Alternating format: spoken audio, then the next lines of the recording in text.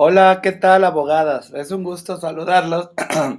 Ahora para nuestra clase de Historia del Derecho Mexicano y hoy vamos a tomar el tema de Derecho Precortesiano y Derecho Hispánico. Independientemente que en la clase anterior les había yo dicho que íbamos a empezar a hablar propiamente del derecho a partir de 1821, en donde se crea nuestro México independiente.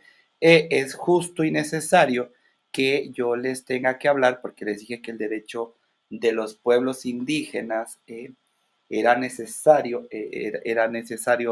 verlo. Pues vamos a hablar con el derecho precortesiano. Y podemos empezar a hablar con el derecho olmeca, que fue del siglo IX al primero antes de Cristo. Este derecho era poco y vago y se sabe, pues ahora sí que muy poco sobre los aspectos jurídicos de la cultura olmeca. La figura femenina no figuraba en un estatus importante dentro de la sociedad, pero es cierto que para construir sus esculturas motivaron la existencia de esclavos sometidos a una élite en donde se divide en dos clases, una llamada conquistadores y la otra conquistados. Dicha élite de conquistadores eran principalmente los sacerdotes.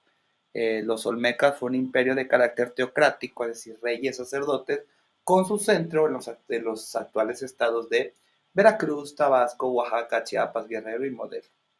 De ahí viene el derecho maya, que es del siglo IV y del siglo X después de Cristo. El sector del derecho maya que mejor conocemos, pues son por las descripciones de los primeros observadores españoles, es el derecho político del nuevo imperio. Es discutible hasta qué grado este coincidía con el viejo imperio. El arte de este nos da poco apoyo para saber si es lícita o no tal extrapolación. El nuevo imperio era una confederación de ciudades-estados unidas por un lenguaje y culturas comunes. En cada ciudad-estado vivía un Halanguinic con la ayuda de un consejo de nobles y de sacerdotes, dirigía la política interior y exterior del estado y además podría nombrar a los Batabob, los administradores y jueces con funciones militares y religiosas de las aldeas adscritas a su ciudad-estado. En cada aldea había un consejo de ancianos, así como de 2 o 3 consejeros municipales responsables de los barrios de cada municipalidad. Nobles, sacerdotes, comerciantes y artesanos fueron sostenidos por la gran masa de agricultores que pagaban tributo a este Alauinig. Por debajo de esta clase se encontraban los esclavos, que eran los productos de la guerra, de la venta de niños, o pues, seres que habían nacido como tales. También por ciertos delitos se podía caer en la esclavitud. En tal caso podría ser una esclavitud a veces temporal, con el fin de indemnizar a la víctima. Y se desarrollaron en la actual región de Piedras Negras, Palenque, Tulum y Chichen Itza. Ahora, el derecho maya de familia, hubo ritos de pubertad que los adolescentes tenían que vivir hasta su matrimonio y hasta los 18 en casas comunales. El matrimonio era monogámico y de ahí se presentó una serie de poligamia sucesiva. Hubo una fuerte tradición exogámica en donde dos personas del mismo apellido no debían de casarse. El novio entregaba ciertos regalos ya que tenía el sistema del precio de la novia. Se usaba ya la figura jurídica del tutor para los menores de edad. Cada familia recibe una porción de tierra para su uso personal, pero bueno, la mujer ni siquiera podía entrar en el templo o participar en los ritos religiosos. Su derecho penal era severo de los mayas. Fíjense, en caso de infidelidad, el marido ofendido podía optar entre el perdón o la pena capital del ofensor y la mujer solo era repudiada. En el caso del homicidio intencional se aplicaba la pena del talión, el robo se sancionaba grabándoles en la cara de los ladrones el símbolo del delito. Y un mérito del primitivo derecho maya era la diferenciación entre dolo e imprudencia en materia de incendio y homicidio. El aguamiento en los cenotes era solamente alguno de los castigos. Y fíjense que no había apelación. El juez, el BATAP, decidía en forma definitiva y los tupiles, los policías, pues, ejecutaban la sentencia inmediatamente, a no ser que el castigo fuera una lapidación por la comunidad entera. Y fíjense también, había una responsabilidad de toda la familia del ofensor por los daños y prejuicios. De ahí viene el derecho chichimeca, que es una cultura que se desarrolló en el noreste del país, del actual territorio mexicano, entre el río Lerma, el lago de Chapala y el actual Durango. Su organización política era rudimentaria, vivían dispersos en pequeños grupos de recolectores de tunas, vainas, se dedicaban a una agricultura primitiva. Cada grupo tenía un jefe hereditario con fines militares o también estaban preparados para migraciones colectivas y solían formarse confederaciones transitorias.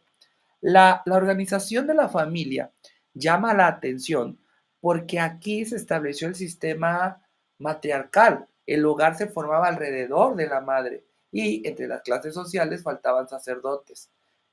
Viene el derecho azteca, que va del siglo X al siglo XV, y su poder radicó en gran parte del centro del país, ya que llegaba desde los océanos Pacífico hasta el Atlántico, Oaxaca, Yucatán, y se caracterizó por ser netamente guerreros, conquistadores, em, y bueno, de los mayas sabemos mucho, pero sabemos que alcanzaron un gran poder militar y administrativo en todas las regiones que dominaban. Su derecho se manifestó en la costumbre y muy poco en códices y a menudo íntimamente ligadas a la religión, ¿no? Tan conocidas eran que ni siquiera necesitaban escribirlo vaya, ponerlas por escrito. Sin embargo, la, la, la inclinación habitual de la gran masa indígena ante el poder de los miembros de la élite, el rey, los nobles y en menor medida los sacerdotes y comerciantes, creó gran incertidumbre jurídica para la posición de los humildes. El derecho público azteca, bueno, el emperador azteca a menudo podía determinar quién sería el gobernante en las naciones aliadas. No hubo un derecho uniforme. La política azteca era la de no quitar a los pueblos subordinados su propia forma de gobierno o su derecho. Lo importante era el tributo que llegaban en forma convenida. Eh, bueno, el régimen de propiedad perteneció del maíz, porque era el principal producto, perteneció más al derecho público que al privado, porque era la base del poder público. Las tierras pertenecían al rey en lo personal y existían normas de comercio. El sistema azteca de familia, el matrimonio fue potencialmente poligámico, el cónyuge, si había un cónyuge culpable, tenía que dar la mitad de sus bienes, los hijos se quedaban con el padre, las hijas con la madre, la mujer tenía que esperar un tiempo para después casarse, existía ya el derecho de la patria potestad, el cual implicaba, fíjense nada más, implicaba poder vender a los hijos como esclavos, y en materia de sucesiones, la línea masculina hacia un lado a la femenina. Su sistema penal, pues, bueno, al ser conquistadores era un sistema muy sangriento. La pena de muerte se ejecutaba tan cruel como quema en hoguera, ahorcamiento, agotamiento, ahogamiento, apedreamiento, azotamiento, muertes por golpes de palos, degollamiento, empalamiento y desgarramiento de cuerpo. Otras penas, no todo era matanza, fueron esclavitud, mutilación, destierro definitivo temporal, pérdida de cientos empleos, destrucción de casas o encarcelamientos. Las penas más ligeras fueron las de cortar o chaboscar el pelo. A veces los efectos del castigo, fíjense, se extendía hasta los parientes de cuarto grado y los autores y cómplices recibían el mismo castigo. Homicidio se castigaba con pena de muerte, las riñas y las lesiones solo daban lesión en lugar a la indemnización y, bueno, vamos, se castigaba con la pena de muerte la homosexualidad de ambos sexos, violación, estupro, incesto y adulterio. Entre los delitos, fíjense, ya figuraba la embriaguez pública o de los nobles dentro del palacio y se les pondría una pena capital.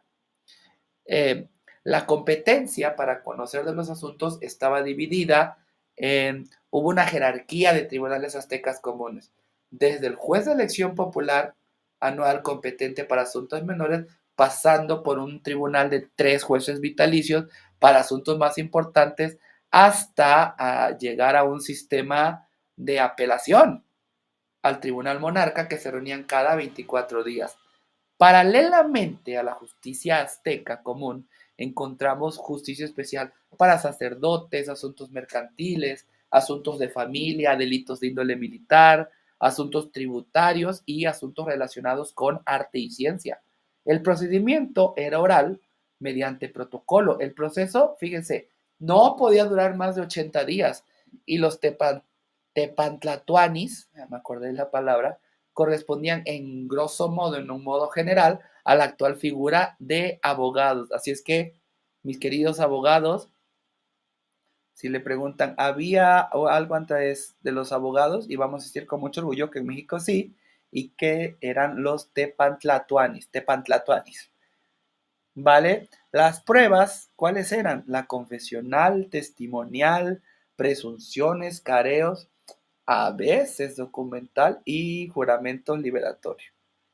Pero fíjense que este derecho precortesiano tuvo supervivencia. En algunas regiones de México ha sentido poco a la influencia de la nueva civilización traída por los españoles, ya como a los indios de la Sierra Alta de Chiapas, en Quintana Roo, algunas regiones remotas de Yucatán, Campeche, los Tarahumara, Yaqui, los Seri, los Cora, y encontramos prácticas jurídicas consuetudinarias, cuya base se buscaría en balde en las legislaciones de las entidades de las cuales estamos hablando. El derecho precortesiano sobrevive no al margen de la legislación oficial, sino incorporado a ella, tratándose de este punto que debemos de tener cuidado de no considerar cualquier confidencia entre el derecho moderno y el precortesiano como un producto de filiación entre ambos sistemas. Muchas figuras del derecho nacen del sentido común en idénticas necesidades sociales y no indicar que el sistema nuevo sea una promulgación de otro anterior. Aunque la corona española no quiso eliminar todo el derecho precortesiano, autorizó la continuación de la vigencia de las costumbres que fueran únicamente compatibles con los intereses de la corona y obviamente del cristianismo. Por ello aparecieron las leyes de India.